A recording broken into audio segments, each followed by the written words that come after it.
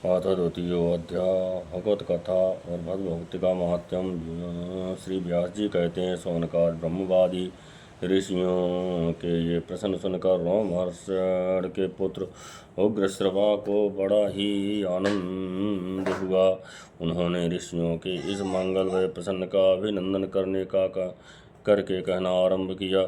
सूत जी ने कहा, जिस समय श्री सुखदेव जी का यज्ञोपवीत संस्कार भी नहीं हुआ था, सुताराम लौकिक वैदिक कर्मों के अनुष्ठान का अवसर भी नहीं आया था, उन्हें अकेले ही संन्यास लेने के उद्देश्य से जाते देखकर उनके पिता से व्यास जी भय से कातर होकर पुकारने लगे, बेटा बेटा। उस समय तन्मय होने के कारण सुखदेव जी की ओर से वृक्षों ने उत्तर दिया, ऐसे सबके हृदय में विराजमान श्री सुखदेव मुनि को मैं नमस्कार करता हूँ। श्रीमद्भागवत अत्यंत गोपनीय रहस्यात्मक पुराण है। ये भगवत स्वरूप का अनुभव कराने वाला और समस्त वेदों का सार है। संसार में फंसे हुए जो लोग इस घोर अज्ञान अंधकार से पार जाना चाहते हैं, उनके लिए आध्यात्मिक तत्व को प्रकाशित करने वाला यह एक अद्वितीय दीपक है। वास्तव में उन्हीं पर करुणा करके बड़े बड़े मुनियों के आचार्य श्री सुखदेव जी ने इसका वर्णन किया है। मैं उनकी शरण ग्रहण करता हूँ। मनुष्यों में सर्वश्रेष्ठ भगवान के अवतार नर नारायण ऋषियों को, सरस्वती देवी को और श्री व्यास देव जी को नमस्कार करके तब संसार और अंतः करके समस्त विकारों पर विजय प्राप्त कराने वाले इन श्रीमद्भागवत महापुराण का पाठ करना चाहिए। ऋषियों, आपने संपूर्ण विश्व के कल्याण के लिए यह बहुत सुंदर प्रश्न किया है, क्योंकि यह प्रश्न श्री कृष्ण के संबंध में है और इससे भली भांति आत्मशुद्धि हो जाती है। मनुष्य के लिए सर्वश्रेष्ठ धर्म वही है जिससे भगवान श्री कृष्ण में भक्ति हो।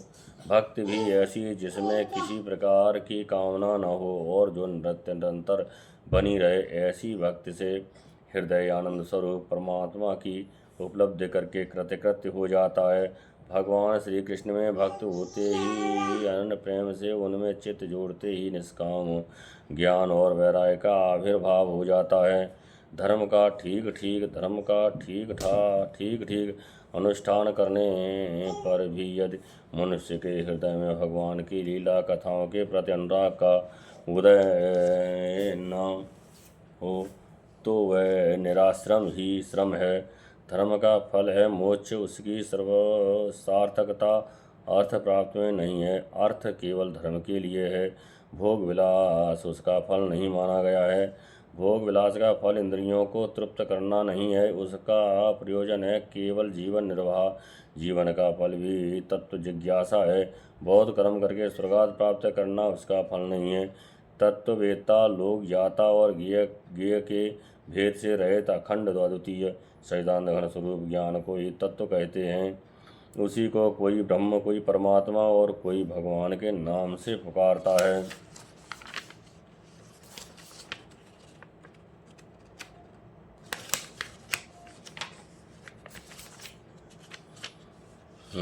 श्रद्धालु मुनिजन भगवत श्रवण से प्राप्त ज्ञान वैराग्य युक्त भक्त से अपने हृदय में उस परमात्मा स्वरूप परमात्मा का अनुभव करते हैं। सौनकाद ऋषियों, यही कारण है कि आपने अपने कर्ण अपने वर्ण तथा आश्रम के अनुसार मनुष्य जो धर्म का अनुष्ठान करते हैं, उसकी पूर्ण सिद्ध इसी में है कि भगवान प्रसन्न हो।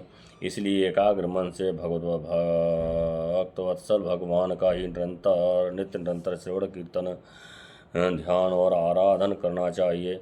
कर्मों की गांठ बड़ी कड़ी है। विचारवान पुरुष भगवान के चिंतन की तलवार से उस गांठ को काट डालते हैं। तब भला ऐसा कौन मनुष्य होगा जो भगवान की लीला कथा में प्रेम न करे। सौनकाद ऋषियों, पवित्र तीर्थों का सेवन करने से महत सेवा, तदनंतर श्रवण की इच्छा, फिर श्रद्धा, तत्पश्चात भगवत कथा में रुचि होती है। भगवान श्री कृष्ण के यश का श्रवण और कीर्तन दोनों पवित्र करने वाले हैं।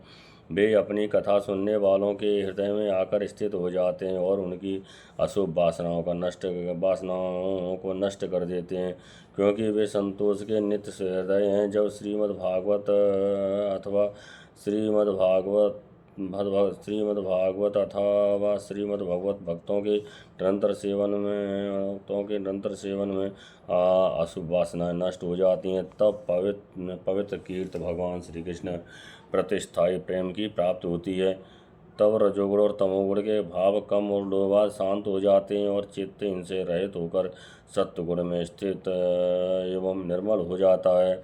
इस प्रकार भगवान की प्रेममयी भक्ति से जब संसार की समस्त आसक्तियाँ मिट जाती हैं, हृदय आनंद से भर जाता है, तब भगवान के तत्व का अनुभव अपने आप हो जाता है। हृदय में आत्मस्वरूप भगवान का साक्षात्कार होते ही हृदय की ग्रंथि टूट जाती है, सारे संदेह मिट जाते हैं और कर्मबंधन क्षीण हो जाता है। इसी से बुद्धिमान लोग नित्य निरंतर बड़े आनंद से भगवान श्री कृष्ण के प्रति प्रेम भक्ति करते हैं, जिससे आत्म प्रसाद की प्राप्ति होती है। प्रकृति के 3 गुण हैं, सत्व, रज और तम। इनको स्वीकार करके संसार की स्थिति, उत्पत्ति और प्रलय के लिए एक अद्वितीय परमात्मा ही विष्णु, ब्रह्मा और रुद्र, ये 3 नाम ग्रहण करते हैं। फिर भी मनुष्यों का परम कल्याण तो सत्वगुण स्वीकार करने वाले श्री हरि से ही होता है। जैसे पृथ्वी के विकार लकड़ी की अपेक्षा धुआं श्रेष्ठ है, और उससे भी श्रेष्ठ है अग्नि, क्योंकि वेदोक्त यज्ञादि के द्वारा अग्नि सद्गति देने वाला है। वैसे ही तमोगुण से रजोगुण श्रेष्ठ और रजोगुण से भी सत्वगुण श्रेष्ठ है, क्योंकि वह भगवान का दर्शन कराने वाला है। प्राचीन युग में महात्मा लोग अपने कल्याण के लिए विशुद्ध सत्वमय भगवान विष्णु की ही आराधना किया करते थे। जब भी जो लोग उनका अनुसरण करते थे, वे उन्हीं के समान कल्याण भाजन होते थे। जो लोग इस संसार सागर से पार जाना चाहते हैं, वे यद्यपि किसी की निंदा तो नहीं करते, न किसी में दोष ही देखते हैं, फिर भी घोर रूप वाले तमोगुणी, रजोगुणी और भैरवादि भूत पतियों की उपासना न करके सत्वगुणी भगवान विष्णु भगवान और उनके अंश काल स्वरूपों का ही भजन करते हैं। परंतु जिसका स्वभाव रजोगुणी या तमोगुणी है, वे धन, ऐश्वर्य और संतान की कामना से भूत पितर और प्रजापतियों की उपासना करते हैं, क्योंकि इन लोगों का स्वभाव उन भूताद से मिलता जुलता होता है। वेदों का तात्पर्य श्री कृष्ण में ही है, यज्ञों के उद्देश्य श्री कृष्ण ही हैं, योग श्री कृष्ण के लिए ही किए जाते हैं और समस्त कर्मों की परिसमाप्ति भी श्री कृष्ण में ही है। ज्ञान से ब्रह्म स्वरूप श्री कृष्ण की ही प्राप्त होती है। तपस्या श्री कृष्ण की प्रसन्नता के लिए की जाती है। श्री कृष्ण के लिए ही धर्मों का अनुष्ठान होता है और सब गतियाँ श्री कृष्ण में ही समा जाती हैं। यद्यपि भगवान श्री कृष्ण प्रकृति और उसके गुणों से अतीत हैं, फिर भी अपनी गुणमयी माया से जो प्रपंची दृष्टि से हैं और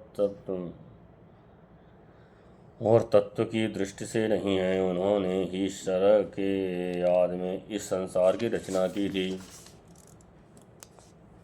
ये सत्व, रज और तम तीनों गुण उसी माया के विलास से हैं। इनके भीतर रहकर भगवान इनसे युक्त सरीखे मालूम पड़ते हैं।